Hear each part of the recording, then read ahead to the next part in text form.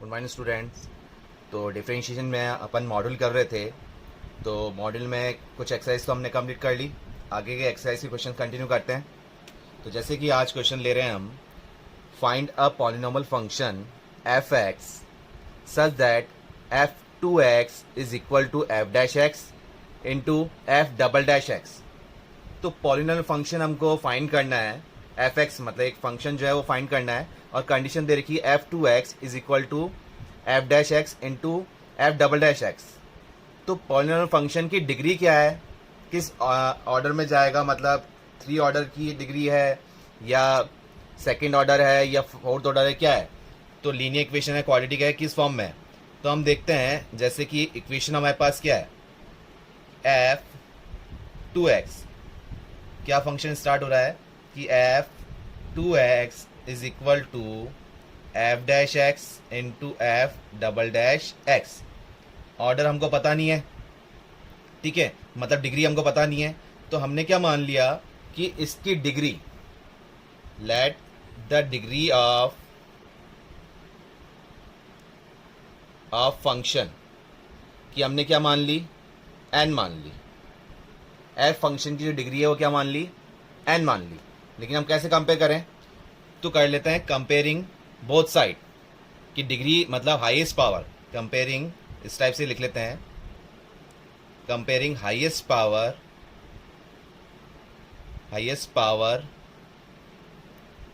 On both sides. दोनों side की highest power देखते हैं। तो इधर तो हाईएस्ट पावर कितनी है, 1, और ये कंडीशन मतलब कि एन कंडीशन होगी ना, ये अब ये एक्स स्क्वायर है, क्यूब है, कुछ भी हो, सिंपल सी हमने मान ली हाईएस्ट पावर तो कितनी है, एन है, ठीक है, और सिंगल डिफरेंशिएशन है। तो अगर फंक्शन की पावर एन है, जो हमने मानी थी एन थी पावर सिंगल फंक्शन की, ठीक है, तो अगर एफ डैश एक्स है तो एफ डैश एक्स का मतलब क्या हो जाएगा, एक पावर कम हो जाएगी, तो ये हो जाएगा एन माइनस वन। और डबल डैश एक्स है तो डबल डैश की पावर क्या हो जाएगी, n minus two. Power compare कर रहे हैं ना हम, ठीक है। तो क्या हो गया, n minus one plus n minus two, double division में क्या होगी, 2 कम हो जाएगी ना। तो ओवरऑल हमारे पास क्या मिला, ये हो गया हमारे पास। इसको सॉल्व करते हैं, एन ये आ रहा है हमारे पास 2n माइनस का 3, ठीक है। तो इस शिफ्टिंग की तो हमारे पास n क्या निकल के आ गया, कौन से ऑर्डर का निकल के आ गया, n इक्वल टू 3, मतलब जो फंक्शन है वो थर्ड ऑर्डर का है, क्यूबिक फंक्शन है। तो फंक्शन हम कैसे लिख लें, हाईएस्ट पावर कितनी है फंक्शन की, 3, ठीक है। तो इसको जब सॉल्व कर रहे हैं तो अपन क्यूबिक इक्वेशन क्या बना सकते हैं, a x cube plus b x square plus c x plus d. अब ये तो हमने बना लिया, लेकिन फंक्शन डिफाइन करना है, तो ए बी सी डी तो हमने एज्यूम किया है, इनकी वैल्यूज क्या होगी। तो अब कंपेयर करते हैं, जो क्वेश्चन में हमें कंडीशन गिवन है कि f two x is equal to f dash x f double dash x. तो अगर एफ टू एक्स हम जब पुट करते हैं,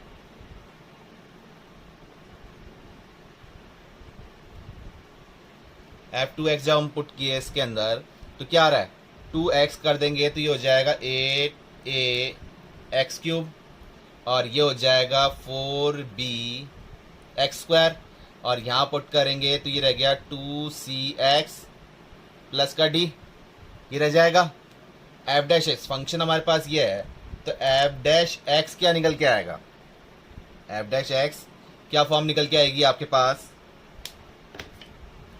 ये हो जाएगा 3a x स्क्वायर, ये हो जाएगा plus twice of b x plus c, ये रह जाएगा, ठीक है। और एफ डबल डैश एक्स ये क्या निकल के आएगा आपके पास, ये हो जाएगा, इसका हमने दोबारा डिफरेंस किया तो ये हो जाएगा 6a x प्लस 2b। यहां तक क्लियर हुआ। तो हमने ये कंडीशन निकाल ली। अब ये जो कंडीशन निकाली है वो इस क्वेश्चन के अकॉर्डिंग पुट कर देते हैं, ठीक है, कि एफ टू एक्स की वैल्यू दिस साइड और F dash x f double dash x की वैल्यू आपस में मल्टीप्लाई कर लेते हैं, ठीक है। तो एक बार साइड में लिख भी लेते हैं, फिर वैल्यूज यहाँ पुट कर देंगे अपन कि एफ डैश एक्स और एफ डबल डैश एक्स को हम जब मल्टीप्लाई कर रहे हैं तो क्या टर्म मिल रही है हमें, एफ डैश एक्स ये रहा और एफ डबल डैश एक्स ये टर्म है हमारे पास, इन दोनों को आपस में मल्टीप्लाई करते हैं तो 6ax और ये टर्म जब मल्टीप्लाई कर रहे हैं तो कितना मिल रहा है, देखिए मिल जाएगा 18a square x cube plus 12ab ये यानी लिख रहा है, यहाँ देख लेते हैं 12ab x square plus 6ac x, ये टर्म से हम इसको मल्टीप्लाई करते चल रहे हैं, प्लस ये टर्म, तो अब 2b को इस टर्म से मल्टीप्लाई कर लेते हैं तो मिल जाएगा 6ab x square plus 4b square x plus twice of bc, इस टर्म को मल्टीप्लाई कर लिया तो F dash x into f double dash x को हमने मल्टीप्लाई किया तो ये टर्म आई और f2x हमारे पास ये टर्म है। तो अब जो इक्वेशन हमें कंडीशन दे रखी है उसमें हम पुट कर देते हैं। तो एक बार और ये fx वाली टर्म जो है इसको हम यहाँ लिख लेते हैं कि fx जो हमारे पास है क्या है, ax cube plus bx square plus cx plus d, ये हमने यहाँ लिख लिया। अब एक बार इसको हटा लेते हैं,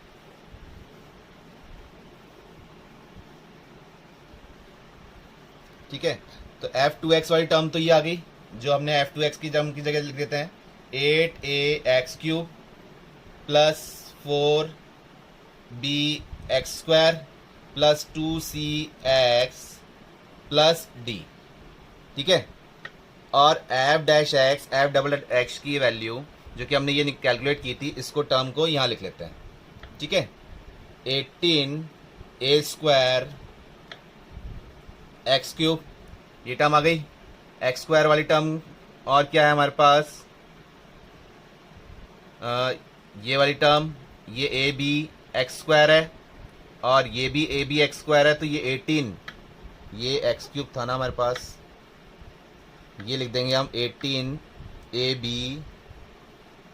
एक्स स्क्वायर, ये टर्म भी हो गई। और x वाली टर्म ये कंपेयर कर रहे हैं तो ये बी स्क्वायर और ये 6ac है, तो इसको ऐसे ही लिख देते हैं 6ac x plus 4b square x plus constant term के अकॉर्डिंग हो गया ट्वाइस ऑफ bc, ठीक है। यहां तक लिख लिया। अब इसको हटा लेते हैं एक बार। अब कंपेयर कर रहे हैं, ये हमारे पास एक्स क्यूब है, अब बोथ साइड कंपेयर कर रहे हैं एक्स क्यूब की पावर, ठीक है। तो मतलब एक्स क्यूब कंपेयर कर रहे हैं तो ये comparing coefficient of x cube, मतलब बोथ साइड एक्स क्यूब वाले कोफिशिएंट को कंपेयर कर रहे हैं तो क्या टर्म आ रही है, इधर से एक्स क्यूब क्या है 8a और इधर से क्या है राइट हैंड साइड से 8a स्क्वायर, ठीक है। तो यहां से a और a हमने कैंसिल आउट कर लिया एक, ठीक है। और ये कट रहा है 4 टाइम्स, ये कट रहा है 9 टाइम्स, तो यहां आपको वैल्यू मिल रही है a की 4/9, a की वैल्यू मिल गई आपको 4/9। अब हम कंपेयर कर लेते हैं, comparing coefficient of x square, x square coefficient यहां पर कितना है 4b और राइट हैंड साइड में कितना है 18ab, यहां तक क्लियर हुआ। और a की वैल्यू ऑलरेडी हमारे पास है, तो 4b is equal to 18 into 4/9 into b, तो ये कट हो रहे हैं 2 टाइम्स, ठीक है। 4 से 4 कैंसिल आउट हो गया, तो 2b इक्वल टू b, इस टाइप से कैंसिल आउट नहीं करेंगे, नहीं तो हम वैल्यू किसकी निकालेंगे। तो b इधर शिफ्ट हुआ तो क्या हो जाएगा 2b माइनस ये b कैंसिल आउट कर रहे हैं, तो b इक्वल टू क्या आ गया 0, b क्या मिल गया हमें 0 मिल गया, क्लियर हुआ। नेक्स्ट कंपेयर कर रहे हैं, comparing coefficient of x, x के कोफिशिएंट कंपेयर कर रहे हैं तो यहां लेफ्ट हैंड साइड में तो आपके पास क्या है 2c, राइट हैंड साइड में क्या है 6ac प्लस 4b², ठीक है, यही टर्म है ना आपके पास। तो 4b², तो b की वैल्यू तो आपने ऑलरेडी निकाल ली है, तो ये तो हो गई 0। बचा क्या, 2c is equal to 6ac। तो 2c ये भी आप कट कर लो, 3 टाइम्स हो गया, तो c इक्वल टू 3a की वैल्यू क्या थी, 4/9, और ये टर्म c थी, ये कैलकुलेट हुआ, 3c is equal to 4c। Shifting हुआ तो ये c की वैल्यू भी क्या हो गई, 0। क्लियर हो रहा है, आया सन में, ये वाली टर्म भी क्या हो गई, 0। नेक्स्ट कांस्टेंट के लिए कंपेयर कर रहे हैं, कांस्टेंट के लिए लास्ट टर्म अब कांस्टेंट वाली बच रही है ना, तो यहां से d लेफ्ट हैंड साइड से और राइट हैंड साइड से क्या है, 2bc। तो bc की वैल्यू तो आपने ऑलरेडी निकाल ली है, तो यहां क्या क्लियर हुआ, d इक्वल टू क्या आ गया, 0, क्योंकि b भी 0 है, c भी 0 है, तो d क्या हो गया, 0। तो a b c और d ये चारों वैल्यू आपने निकाल ली है, और ये 4 टर्म्स की वैल्यूज अपन इस गिवन इक्वेशन जो हमने ली थी, अज्यूम की थी क्यूबिक इक्वेशन, इसमें पुट कर देते हैं। तो क्लियर हो गया आपको, क्या टर्म मिल रही है हमको, सिंपल सा कि f(x) जो फंक्शन मिल रहा है हमें, क्या मिल रहा है, a की वैल्यू 4/9 x³, बाकी टर्म तो क्या है, 0। तो यही फंक्शन हो गया हमारे पास 4/9 x³। क्लियर हुआ, आया ये क्वेश्चन समझ में। नेक्स्ट क्वेश्चन है हमारे पास, if y equal to sx and z equal to tx where all the letters denotes the function of x, मतलब जितने भी लेटर्स हैं वो डिनोट्स कर रहे हैं फंक्शन ऑफ x को, and suffix denotes the differentiation with respect to x, मतलब ये जो है इनको हमको किसके रेस्पेक्ट में करना है, x के रेस्पेक्ट में डिफरेंशिएट करना है। सारे आप ये मान लीजिए x के रेस्पेक्ट में डिफरेंशिएट होंगे। देन प्रूव दैट, ये डिटरमिनेंट फॉर्म दे रखी है, जो कि डिटरमिनेंट रूल आपको ऑलरेडी पता है क्या करते हैं हम डिटरमिनेंट के अंदर, क्या प्रॉपर्टीज होती हैं, क्या है, x y z, x1 y1 z1, x2 y2 z2। क्या प्रूव करना है आपको कि x³ कॉमन आ गया बाहर, और डिटरमिनेंट फॉर्म में बच रहा है s1 t1 s2 t2, मतलब कि लास्ट में जब हम एक्सपेंड करते हैं ना, ऑर्डर 3 का है, तो लास्ट में जब हम एक्सपेंड करते हैं, एक्सपेंड अलोंग r1 या r2 या r3, तो उन्होंने वो एक्सपेंड कर रखा है, और लास्ट में एक 2 ऑर्डर मैट्रिक्स का ही तो अपन डिटरमिनेंट फॉर्म निकालते हैं, ठीक है, तो वो प्लस होती जाती है, इसका मतलब आगे जो टर्म बन रही होगी वो 0 बन रही होगी। ठीक है, एक बार करके देख लेते हैं इसको कि 0 कैसे बन रही है, क्या बन रही है। तो यहाँ x y z तो हमारे पास गिवन है, ठीक है, अब कंडीशन है x1 y1 z1, इसका मतलब है सिंगल डिफरेंशिएशन, और x2 y2 z2 का मतलब है डबल डिफरेंशिएशन। तो इसको हम सॉल्व करते हैं, देखते हैं क्या कंडीशन बन रही है। तो x तो एज इट इज है हमारे पास, जब y इक्वल टू क्या है हमारे पास, sx, ठीक है, तो y1 का मतलब क्या हुआ, सिंगल डिफरेंशिएशन। यहाँ s x और y सारे ही वेरिएबल हैं, क्वेश्चन के अकॉर्डिंग दे रखा है उन्होंने, तो सिंगल डिफरेंशिएशन मतलब ये दोनों वेरिएबल है, तो दोनों वेरिएबल है, तो ये प्रोडक्ट रूल से सॉल्व होगा। तो s as it is x का डिफरेंशियल x1 लिख दें, इसी फॉर्म में लिखते हैं जो हमारे लिए इजी रहेगा, ठीक है। फिर x एज इट इज, और s का क्या हो जाएगा, s1। क्लियर हुआ, तो ये डिफरेंशिएशन कर दिया। ऐसे ही डबल डिफरेंशिएशन जब कर रहे हैं तो वापस क्या जा रहा है, ये दोनों वेरिएबल हैं, डबल डिफरेंशिएशन में जाएंगे, तो s as it is x1 का तो हो जाएगा x2 plus x1 as it is, और s का क्या हो जाएगा, s1। क्लियर हुआ, इन दोनों का हो गया।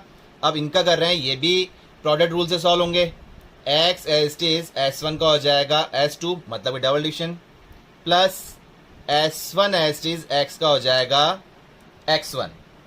तो ये x1 s1 और ये s1 x1, ये टर्म मतलब y2 की वैल्यू हमें क्या मिल गई, s x2 plus twice of x1 s1 plus x s2, ये टर्म मिल गई।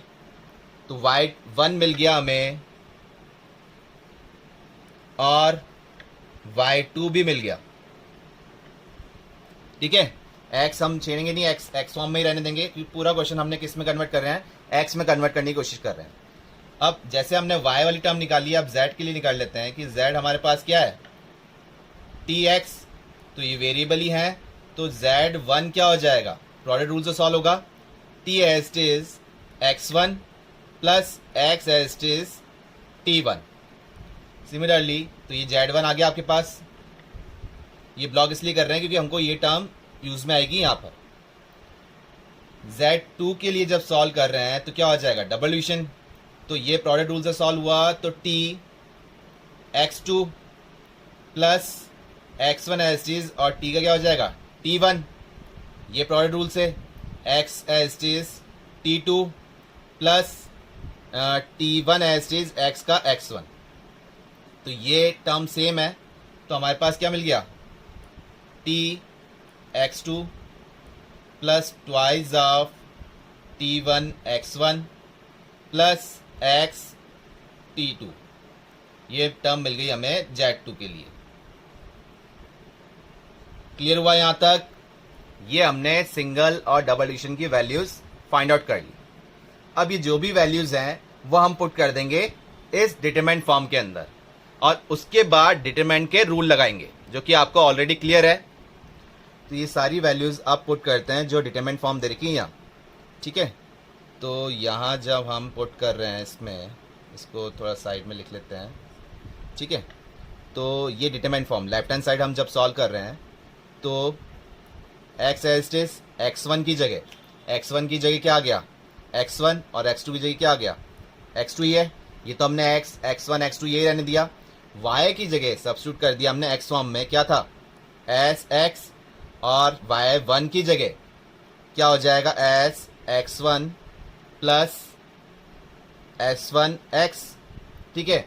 और y2 की जगह आ गया हमारे पास s x2 plus twice of s1 x1 plus s2 x, ये टर्म बन गई, ठीक है। ये हमने रख दिया।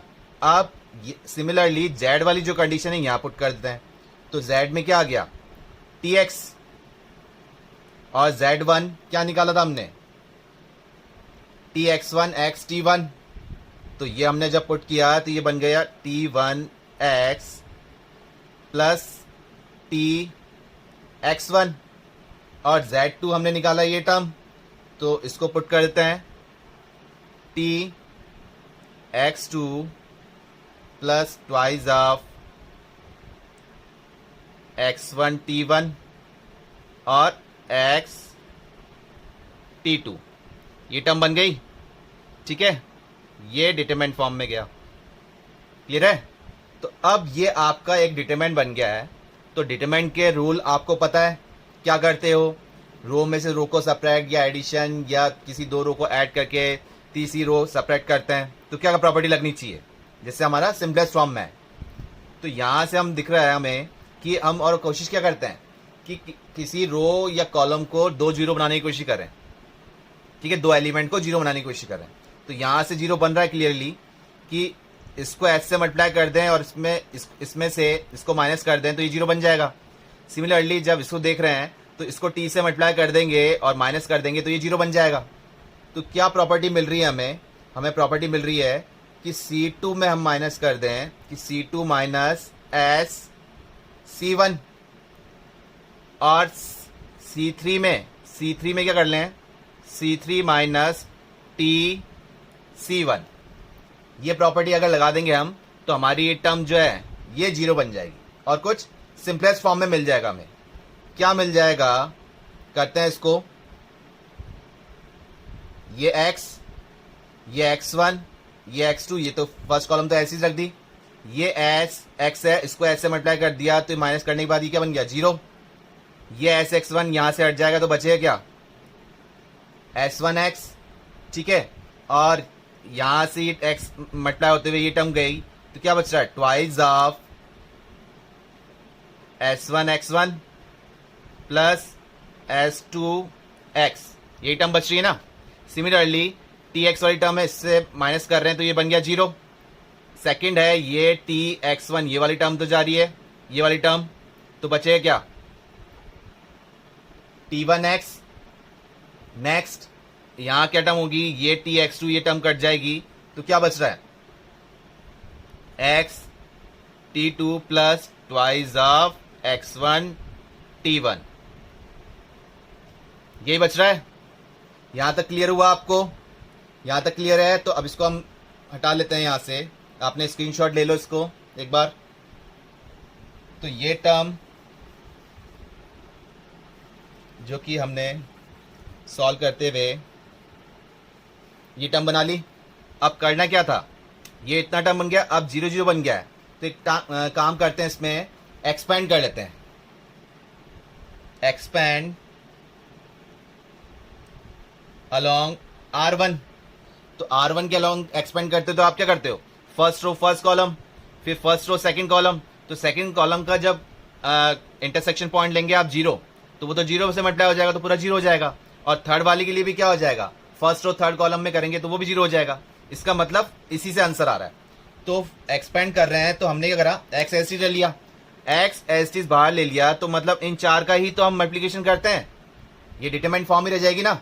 और आंसर हमसे पूछा भी एक डिटरमिनेंट फॉर्म में है, तो हम इसको डिटरमिनेंट फॉर्म में रहने देते हैं कि फर्स्ट रो फर्स्ट कॉलम कर रहे हैं, तो एक्स तो बाहर आ गया, बच रहा क्या है, ये 4। तो हमने इसको क्या लिख लिया, s1x और ये s2x plus twice of s1x1, और ये टर्म बन गई t1x, और ये टर्म बन रही है हमारे पास t2x plus twice of x1 t1। Clear हुआ यहां तक। अब क्या कर रहे हैं, x कॉमन आ रहा है, तो आप जब x कॉमन लेते हो तो आप क्या लिखते हो, टेकिंग आउट x फ्रॉम, अब ये रो 1 हो गई ना, तो आप कॉमन ले सकते हो। इसको एक्सपेंड नहीं करना क्योंकि हमसे डिटरमिनेंट फॉर्म में ही प्रूफ के लिए पूछा है, तो हम डिटरमिनेंट फॉर्म में ही प्रूफ करने की कोशिश कर रहे हैं। क्लियर है। तो x जब कॉमन ले रहे हैं तो यहां से x हट जाएगा, क्या बच गया, यहां पर एक्स स्क्वायर आ गया। तो ये देखिए एक्स स्क्वायर आ चुका है, एक x चाहिए, s1 t1 आ चुका है यहां पर, तो इसको तो अब छेड़ना ही नहीं है। अब सॉल्व करना है हमको ये सेकेंड रो। तो सेकेंड रो में आपको क्या प्रॉपर्टी दिख रही है, डिटरमिनेंट के अकॉर्डिंग क्या करते हो आप, तो ये लग रहा है हमें कि R2 में हम चेंज कर लें। क्लियर है, वो तो R2 में ही चेंज करना है, s1 t1 तो ऑलरेडी आ चुका है हमारे पास। तो क्या करें, R2 minus twice of x1 R1, मतलब R2 में से ये s1 तो था ही, x1 और मल्टीप्लाई कर दें तो ये टर्म कट जाएगी। क्लियर हो गया ना, तो ये टर्म कट जाएगी, इधर से ये x1 मल्टीप्लाई की तो x1 t1 ये कट जाएगा। तो हमारे पास टर्म क्या बच रही है, एक्स स्क्वायर ये टर्म थी, ठीक है, ये s1 था, ये t1 था, और s2x माइनस 2s1 x1 में से माइनस कर रहे हैं x1 s1 ट्वाइस करते हुए, तो ये हट गया, क्या बच रहा है s2x।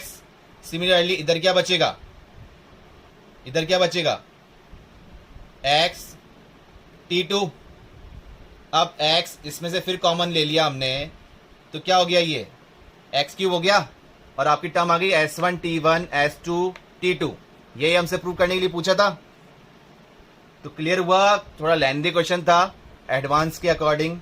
एडवांस में सब्जेक्ट की जो क्वेश्चन आते थे इस फॉर्म पे था, तो डिफरेंशिएशन और डिटरमिनेंट दोनों रूल यूज किए, तो थोड़ा लेंथी था, लेकिन अब क्लियर हुआ क्या किया हमने इसके अंदर, आया सन में।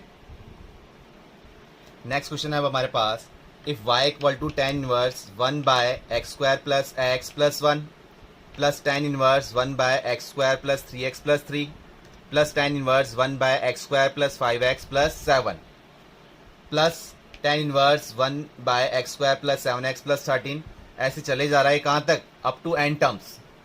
आपको फाइंड क्या करना है, फाइंड y डैश, मतलब कि dy बाई डी एक्स आपको फाइंड आउट करना है, expressing your answer in 2 terms, मतलब फाइनल आंसर जो आपको है 2 टर्म्स में ही लिखना है। तो क्या सॉल्व कर रहे हैं, बहुत लेंथी क्वेश्चन दिख रहा है, इनवर्स फॉर्म है, तो tan इनवर्स x का आपने डिफरेंशियल फार्मूला लर्न किया है। क्या लर्न किया था, tan इनवर्स x का differential formula 1/1 plus x square.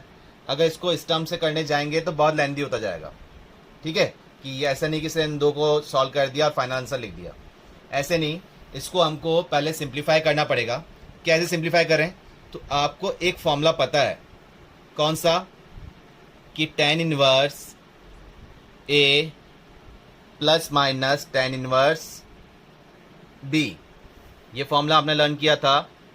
क्या कर रहे थे इसके अंदर? tan inverse a plus minus b whole divide by 1 minus plus a B.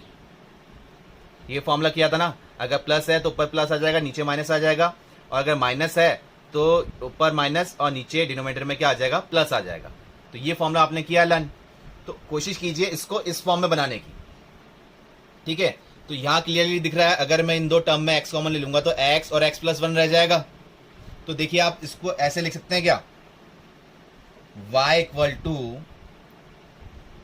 tan inverse, और ये जो फॉर्म थी आपने इसको लिख दिया x प्लस 1 माइनस का x upon 1 plus x into x plus 1।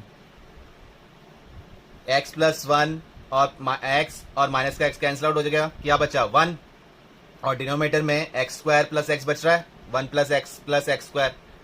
ठीक है, लिख सकते हैं ना इसको। क्यों लिखा हमने? क्योंकि हम इस फॉर्मूले में ब्रेक करने की कोशिश कर रहे हैं। क्लियर हुआ? ऐसे ही इस फॉर्म को ब्रेक करिए आप, क्या टर्म बन जाएगी? ये बन जाएगा tan इनवर्स, अगर 2x और 3x इसको आप बनाओगे तो ये टर्म बन जाएगी x प्लस 2 माइनस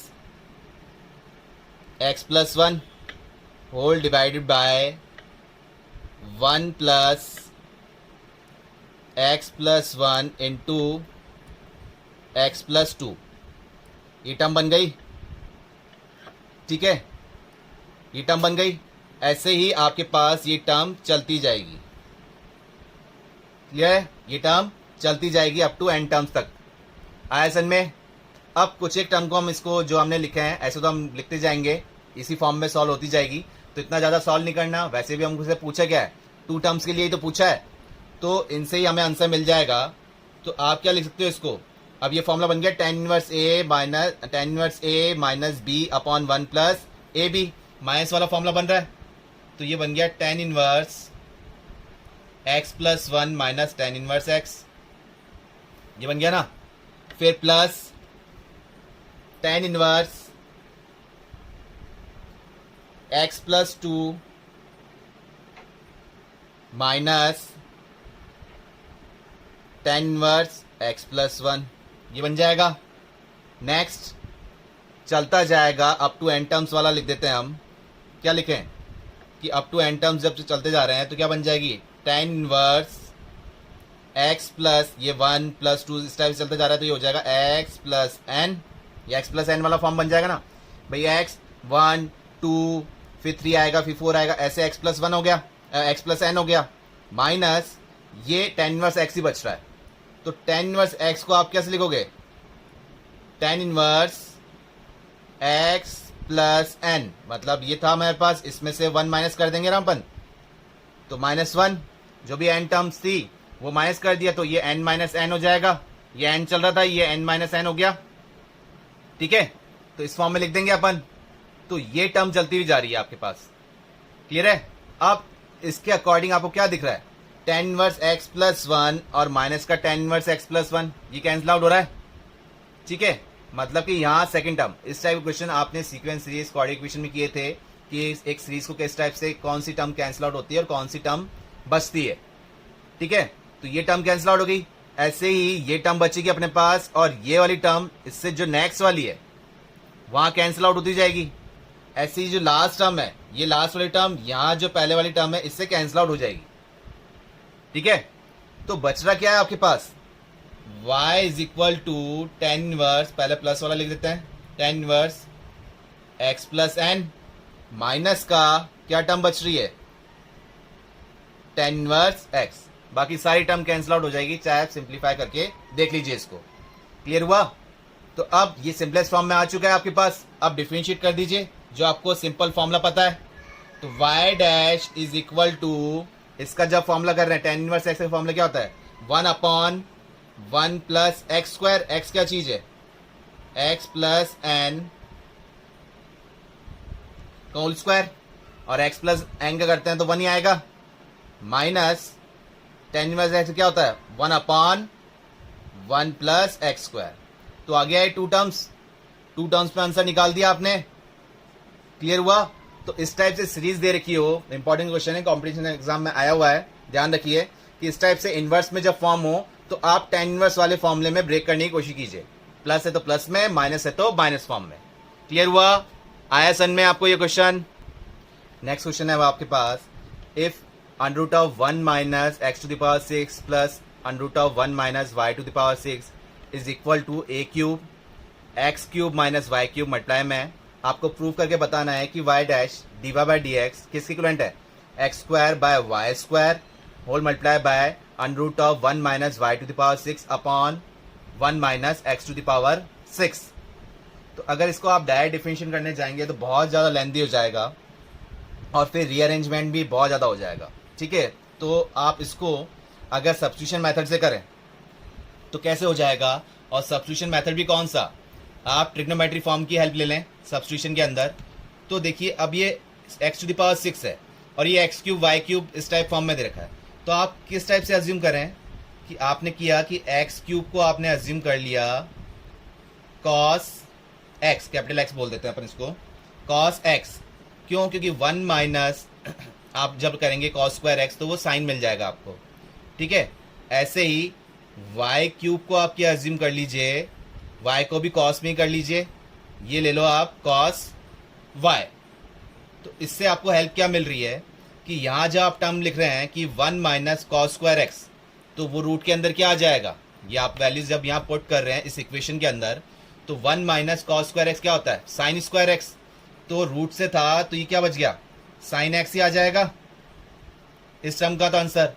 सिमिलरली इसमें पुट करेंगे तो 1 माइनस कॉस स्क्वायर वाई क्या हो जाएगा साइन स्क्वायर वाई, रूट में है तो क्या आ गया बाहर sine y is equal to a cube, x cube की जगह आपने क्या लिखा था, एक्स क्यूब की जगह आपने लिखा है कॉस एक्स, तो ये टर्म बन रही है कॉस एक्स माइनस का कॉस वाई। अब क्या सिंप्लीफाई करें, अब आपको ट्रिग्नोमेट्री रूल पता है कि sine C plus sine D का फॉर्मूला और cos C minus cos D का फॉर्मूला, तो वो लगा दीजिए। तो इसमें लगा रहे हैं 2 साइन एक्स प्लस, मतलब sine x plus sine y का फॉर्मूला क्या होता है 2 sine x plus y by 2 cos x minus y by 2, यही होता है ना, equal to a cube. Cos x minus cos y का फॉर्मूला होता है -2 sine x plus y by 2 sine x minus y by 2, ये हो गया। तो 2 से 2 कैंसिल आउट हो गया, sine x plus y by 2 से sine x plus y by 2 cancel out हो गया। ठीक है, अब इसको हम टेन फॉर्म में बना लें, तो ये कॉस वाली टर्म तो शिफ्ट कर दें इधर, तो sine x minus y by 2 और cos x minus y by 2 divide होके क्या बन गया, ये टर्म बन गई आपके पास tan x minus y by 2, ये इस तरफ गया था राइट हैंड साइड में, और माइनस ए क्यूब लेफ्ट हैंड साइड में आ रहा है तो क्या बच जाएगा -1 अपॉन ए क्यूब। क्लियर है? अब आप सॉल्व कर सकते हैं, लेकिन इसको और सिंप्लीफाई करने के लिए आप क्या करें कि आपने इस टेन को इधर शिफ्ट कर दिया, मतलब टेन इनवर्स बोथ साइड ले लिया, तो ये क्या हो जाएगा, यहाँ तो बच रहा है एक्स माइनस वाई बाय 2 और ये टेन गया इधर, तो ये बच जाएगा आपके पास टेन इनवर्स क्या टर्म बन जाएगी माइनस का 1 बाय ए क्यूब। इस 2 को भी हटा के हमने यहाँ लिख दिया। अब सिंपलेस्ट फॉर्म में आ गया आपके पास x minus y is equal to twice of tan inverse minus 1 by a cube, ये हो गया। अब इसको आप सॉल्व कर लीजिए, जिससे x आपके पास क्या था, अब आप पुट कर लीजिए, x क्या था यहाँ पर, x आपने लिया था cos x लिया था आपने x क्यूब, तो x क्या हो जाए cos इनवर्स x क्यूब, तो x की जगह तो लिख दिया आपने cos इनवर्स x क्यूब, और y क्या था cos y आपने लिया है y क्यूब, तो ये टर्म बन गया आपका माइनस का cos इनवर्स y क्यूब, और इस वाली टर्म को आपने ऐसे लिख दिया twice of tan inverse -1 by a cube. अब डिफरेंशिएट कर दो विद रेस्पेक्ट टू एक्स। तो कॉस इनवर्स एक्स का फॉर्मूला क्या रहा आपके पास, differentiation formula -1 upon under root of x square. तो -1 upon under root of x square, और एक्स है कितना, एक्स क्यूब है, तो 1 माइनस एक्स स्क्वायर मतलब कि एक्स टू द पावर 6 हो गया। अब जिसको आपने एक्स माना था उसका भी तो करना पड़ेगा, तो ये हो गया 3x स्क्वायर माइनस, इसके लिए हो जाएगा माइनस माइनस प्लस हो जाएंगे ना, क्योंकि माइनस फॉर्म में होता है, 1 upon under root of 1 minus y cube का स्क्वायर कर रहे हैं तो y की पावर 6 हो गया, और ऐसा कर रहे हैं तो कितना हो जाएगा 3y स्क्वायर, बट किसके रेस्पेक्ट में कर रहे हैं, x के रेस्पेक्ट में, तो ये आ जाएगा y डैश इक्वल टू, ये पूरा क्या है, अगर tan इनवर्स x का फॉर्मूला लगाएंगे तो क्या बनता है 1 अपॉन 1 प्लस एक्स स्क्वायर, लेकिन ये तो पूरा क्या है, कांस्टेंट है ना, x और y है ही नहीं है, तो ये इक्वल टू में क्या हो गया 0, और 3 कॉमन लेके ये भी हमने हटा दिया। क्लियर हुआ। तो ये माइनस वाली टर्म को हम शिफ्ट कर देते हैं राइट हैंड साइड में, तो आपके पास देखिए क्या वैल्यू आ रही है, y dash is equal to, ये आपने टर्म पहले ही शिफ्ट कर दी थी, x square upon under root of 1 minus x to the power 6, ये शिफ्ट कर दिया था, और ये अब टर्म बच रही है y square upon 1 minus under root में 1 minus y to the power 6, तो ये क्रॉस मल्टीप्लाई होते हुए जाएगा, तो 1 minus y to the power 6 upon y square, ये आपसे पूछा था, x square upon y square into 1 minus y to the power 6 upon 1 minus x to the power 6 whole root में है, तो ये रूट में है, हो गया आपका प्रूफ। क्लियर हुआ, आया सन में। तो इस टाइप से लेंदी जो पावर फॉर्म में हो तो आप सब्स्टिट्यूशन मेथड को यूज कर सकते हैं। क्लियर हुआ।